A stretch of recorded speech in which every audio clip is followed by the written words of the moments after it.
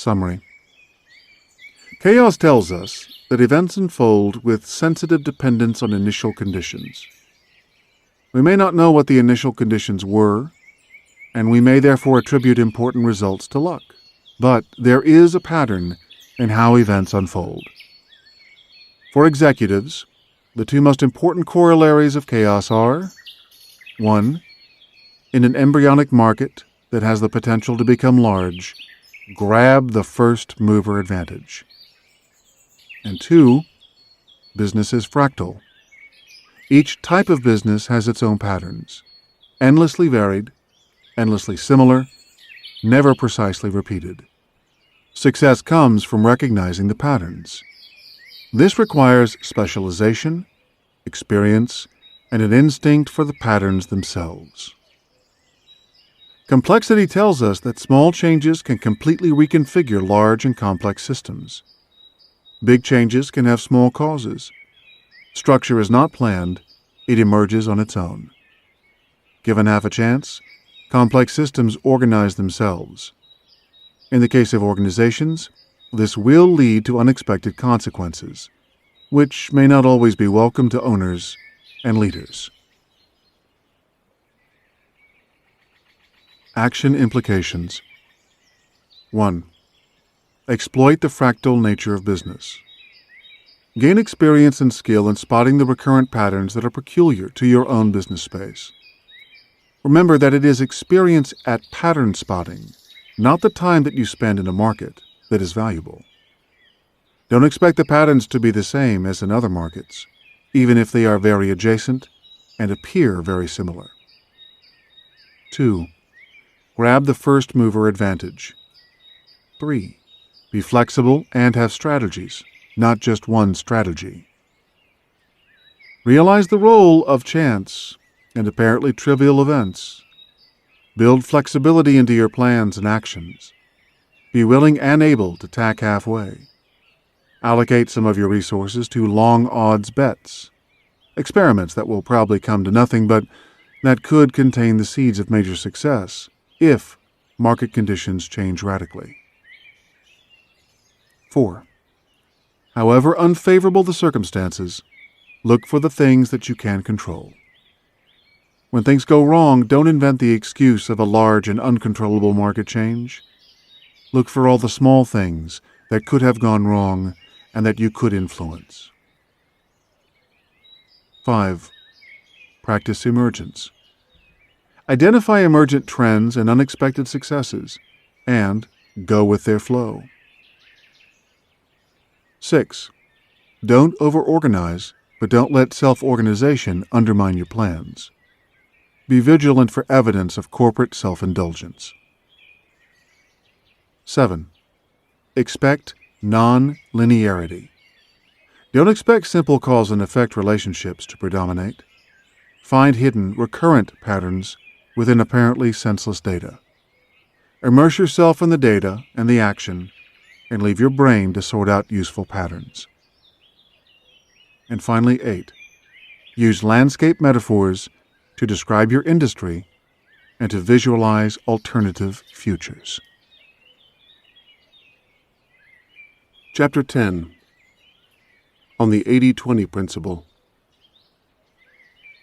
For a very long time, the Pareto Law, the 80-20 Principle, has lumbered around the economic scene like an erratic block on the landscape, an empirical law that works and which nobody can explain. Joseph Steindl, economist.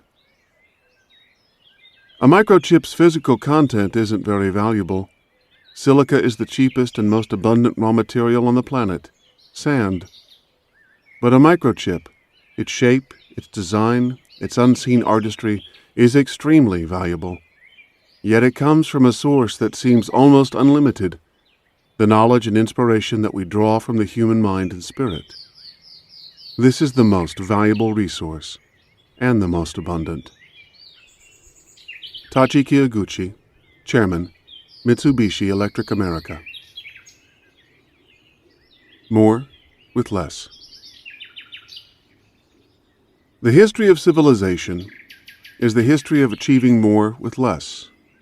The happiest non-linear relationship. Development of agriculture some 7,000 years ago moved mankind beyond Stone Age hunter-gathering. The process of science since the 17th century enabled fantastic and sustained leaps in agriculture and industrial productivity that have enabled the earth to support quite unprecedented numbers of people. Hundreds of millions of them at or beyond living standards historically reserved for a tiny elite. Science and technology have enabled us to do things: produce food and shelter, conquer disease, travel, build monuments, communicate, create art, enjoy ourselves, to progressively higher standards using only tiny fractions of the natural resources and time that used to be necessary. Reflect that 2 or 3 centuries ago, 98% of the labor force was employed on the land, producing food, and now 2 to 3% of the workforce produces far more food for far more people with far less effort. Then think of how much is produced by computers and the internet, and how few natural resources go into the process. A century ago, there were no computers. And as Diane Coyle comments, a single birthday card weighing less than a gram with a microchip that plays Happy Birthday when you open it contains more computing power than existed on the whole planet 50 years ago. More for less.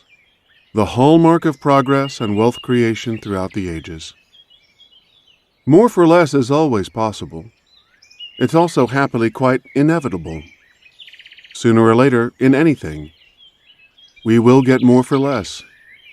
And however much more you get for however much less today, you can be absolutely confident that tomorrow you will get even more than today's more, for even less than today's less.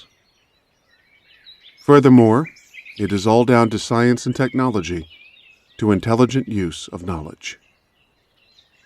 A myriad of specific applications and improvements incarnate science's forward march.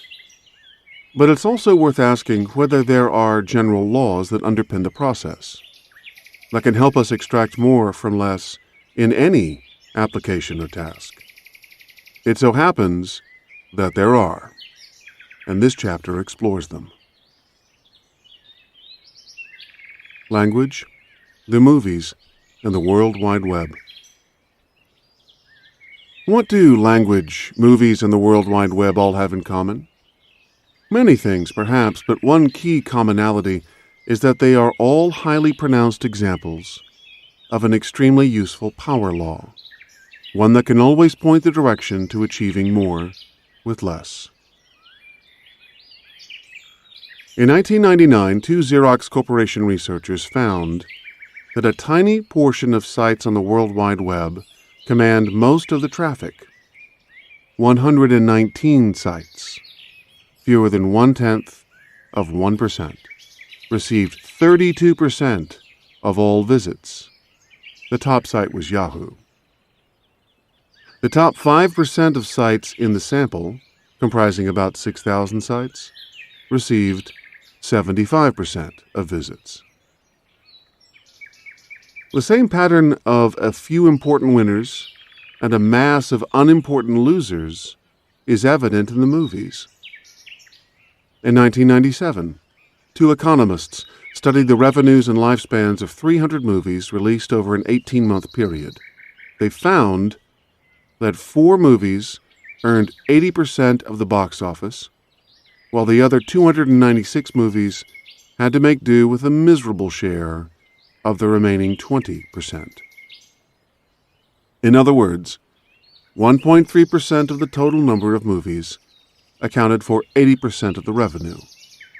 An even more extreme example than the World Wide Web, but the same general skewed distribution. The third example is everyday language.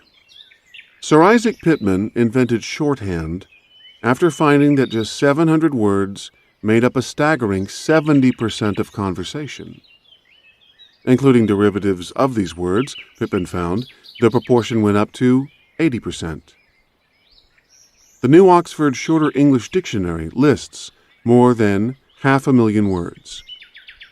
What this means, then, is that fewer than 1% of words make up 80% of word usage. This pattern is very similar to that of the movies. The 80-20 principle. What the web, movies, and speech have in common is a profound imbalance in how the spoils are divided. The first person to spot the prevalence of such patterns was the Italian economist Vilfredo Pareto in 1897, when he looked at the distribution of wealth and income across the working population. Pareto found a small minority earned a substantial majority of total incomes, or enjoyed a predominant share of wealth. And what really excited him was that the distribution followed almost exactly the same pattern whatever the time period, and also whichever country he examined. In the last half-century, Pareto's law has come to be generally known as the 80-20 principle, or 80-20 rule, based around the rough observation that the top 20% of any distribution usually accounts for about 80% of its power or impact. In business, many studies have shown that the most popular 20% of products account for approximately 80% of sales, and that the 20% of the largest customers also account for about 80% of sales, and that roughly 20% of sales account for 80% of profits. Likewise, it is a safe bet that about 80% of crime will be accounted for by only 20% of criminals, that 80% of accidents will be due to 20% of drivers, that 80% of wear and tear on your carpets will occur in only 20% of their area, and that 20% of your clothes get worn out 80% of the time. 80-20 is not a magic formula. The actual pattern is very unlikely to be precisely 80-20. Sometimes the relationship between results and causes is closer to 70-30 than to 80-20. Sometimes, as in the three examples I cited, the pattern is even more extreme than 80-20. For the World Wide Web, there is a 75-5 relationship. 5% of sites attracted 75% of visits, and about 7% of sites receive 80%. So, in this case, it is 87 rather than 80-20. For movies, it is 81 to the nearest round number. 1% of movies make 80% of the box office gross. The use of words also displays an 80-1 relationship. Fewer than 1% of words is used 80% of the time. The point is not whether a particular example is 80-1, 80-70, 80-20, or 80-30. The point is that the relationship between causes and effects is very rarely 50-50, or anywhere near it. In this sense, the universe is not very democratic. Neither is the World Wide Web, despite hopes that it would allow a large number of contestants to compete on a level playing field. There is nearly always a sheep and goats phenomenon. Some parts of the picture are hugely important, and most of the rest is insignificant background. The power of the 80-20 principle lies in the fact that it is not fully intuitive. Although we do expect some things to be more important than others, we don't expect the differences between the important things and the less important things to be anywhere near as great as they usually are. The universe is predictably unbalanced, roughly along 80-20 lines. To a much greater extent than we expect, few things really matter. Truly effective people and organizations batten on to the few powerful forces at work in their worlds and turn them to their advantage. Less is more. Less is more was made famous by Ludwig Mies van der Rohe, 1886 to 1969, the minimalist German architect, who meant that an architect should concentrate on the essentials of buildings and not try to hide the materials from which they were constructed.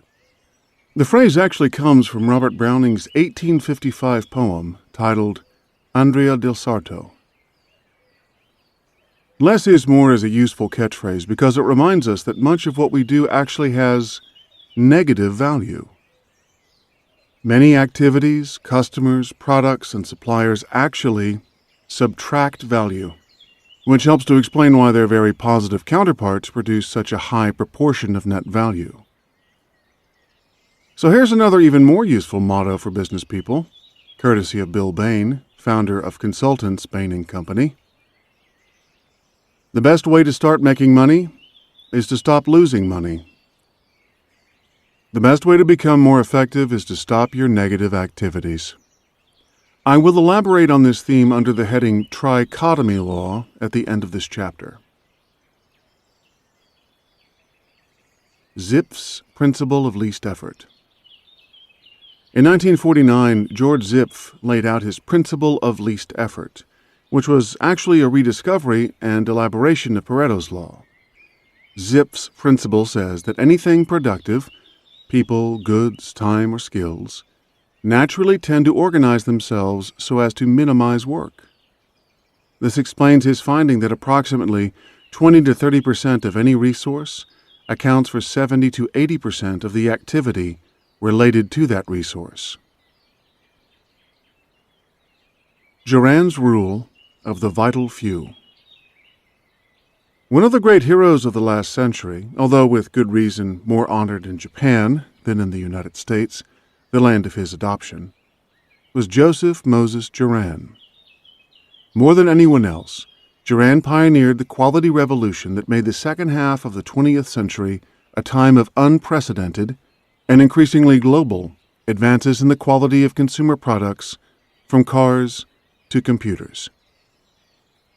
In 1951, Juran published the first edition of his Quality Control Handbook, which made what he alternately called the Pareto Principle and the Rule of the Vital Few synonymous with the search for dramatically higher product quality.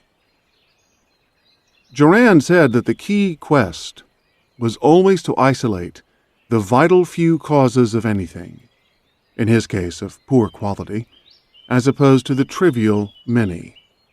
Quality losses were not, in general, due to a multiplicity of causes. In each case, a vital few causes could be identified. Juran made little headway in America in the 2 years after he published his great work, but his 1953 lectures in Japan caused a sensation. He stayed on to work with several major Japanese corporations, causing them to approach, then to catch up, and finally exceed the best American quality standards. It was only in the 1970s and 1980s, when Japanese competition menaced Europe and America, that Juran and his movement were taken seriously in the West. He moved back to do for American business what he'd achieved in Japan. Giant strides in computing using the 80-20 principle. In 1963, IBM realized that about 80% of a computer's time was spent on a maximum of 20% of the operating code. This insight immediately led the company to rewrite its software to make that most popular 20% much more accessible, fast, and user-friendly than previously, giving it a significant advantage over competitors who for a long time continued to treat all applications more or less equally. In the 1990s, Microsoft took the 80-20 approach yet further, devoting obsessive energy to simplifying the most popular uses of the PC.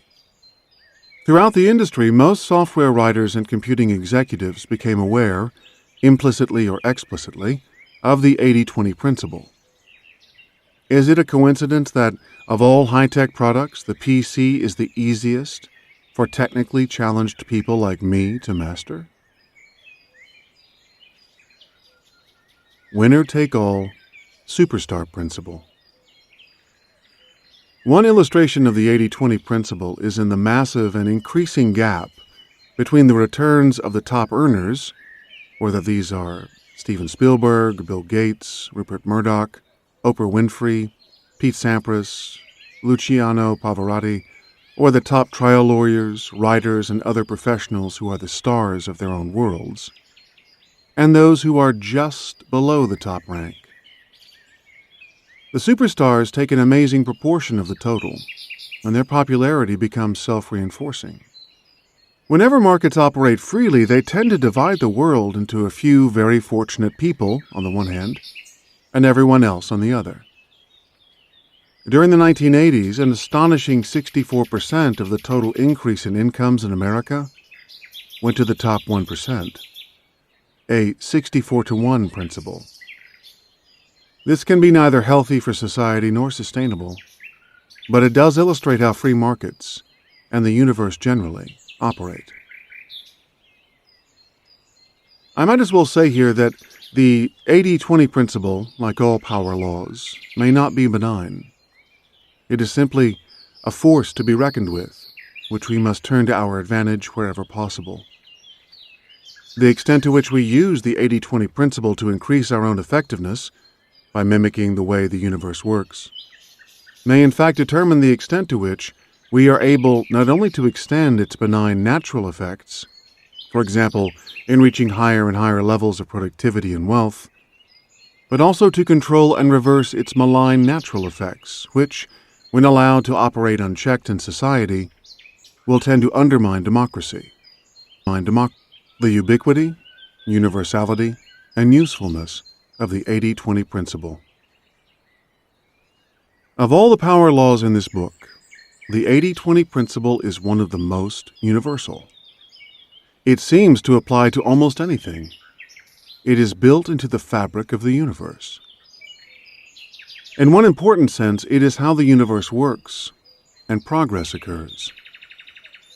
Evolution by natural selection can be viewed as one tremendously important subset of the 80-20 principle.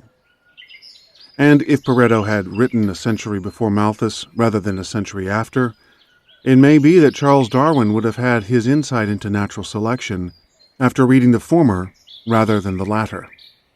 The theory of natural selection actually follows much more directly from the 80-20 principle than it does from Malthus's theory of competition among individuals for food. Today we take it for granted that we can compare two related sets of data, such as the distribution of incomes and the distribution of the people earning them, and observe the disparities. So if we find that 80% of total income goes to 20% of people, we may not be particularly impressed. We may say, so what? It was Vilfredo Pareto's genius to make comparisons like this for the first time. But what is awesome and spooky is how prevalent the pattern of predictable imbalance is when applied to almost any two sets of related data. In evolution, in business, in society, and in life generally, including our personal lives, there are always a few powerful influences, a few things that really matter, and also an enormous amount of background noise, which claims our attention and distracts us, but which is best ignored because it doesn't matter. In paying attention to the background noise, which persuasively masquerades as important, significant, and urgent, we limit our effectiveness and squander the energy that should be devoted to observing and co-opting or avoiding the powerful forces around us. It is easy to concede that the 80-20 principle operates across the broad canvas of life.